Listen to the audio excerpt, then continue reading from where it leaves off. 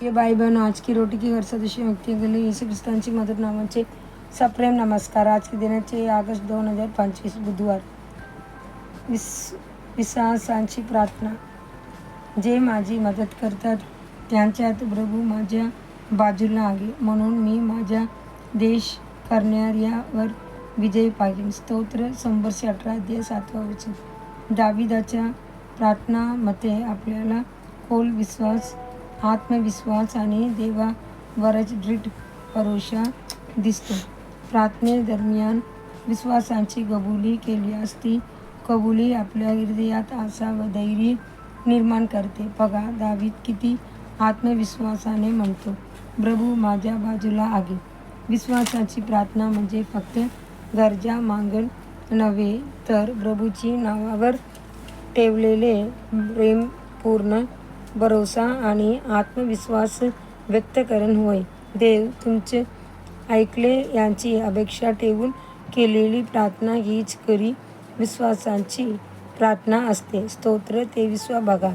त्या स्तोत्रात दावीद एकही मागणी करत नाही. तो फक्त आनंदाने म्हणतो, प्रभू माझ्या मेंढपाळाला मला काहीच कमी पडणार नाही. तो मला गिरवलीत विश्वास याला घालतो, शांत पाण्याजवळ नेतो. ही विश्वासाची सुंदर कबुली आहे. आपण सुद्धा अशीच कबुली देऊ शकतो.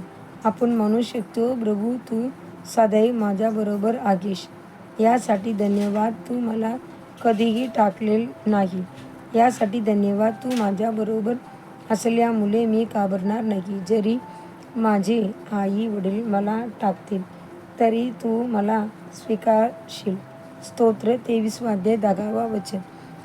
असा विश्वासाच्या कबुल्या आपले हृदय बळकट करतात आणि प्रभूची गोड उपस्थिती आपल्या भोवती आणतात. प्रभूने आपल्याला दिलेल्या वचनावर विश्वास ठेवून त्या कबूल करा. प्रभू माझ्या सोबती आहे.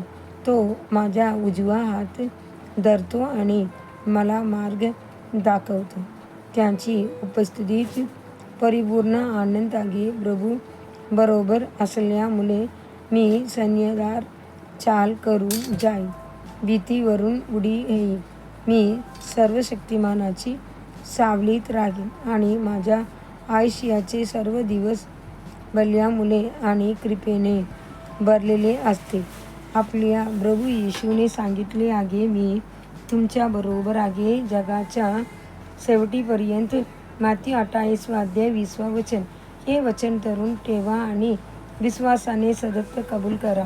शास्त्र सांगते, देवाचे प्रेम म्हणजे त्यांची आज्ञा पालन आणि त्यांची आज्ञा कठीण नाहीत. कारण देवापासून जन्मलेला प्रत्येक जण जगावर विजय मिळवतो आणि हा विजय म्हणजे आपला विश्वास. पहिले योहन्ना 5:3-4.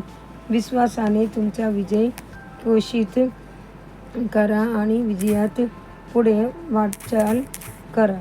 आत्मचिंतनासाठी वचन. हृदयाने विश्वास करून धार्मिकता प्राप्त होते आणि तोंडाने कबुली देऊन उद्धार होतो. ज्या त्यांच्यावर विश्वास ठेवतो तो कधी लज्जास्पद ठरणार नाही. रोमकारस 10:10-11. दिवसासाठी बायबल वाचन. सकाळी स्तोत्र 70:71. संध्याकाळी रोमकारस 8:22 ते 39. धन्यवाद.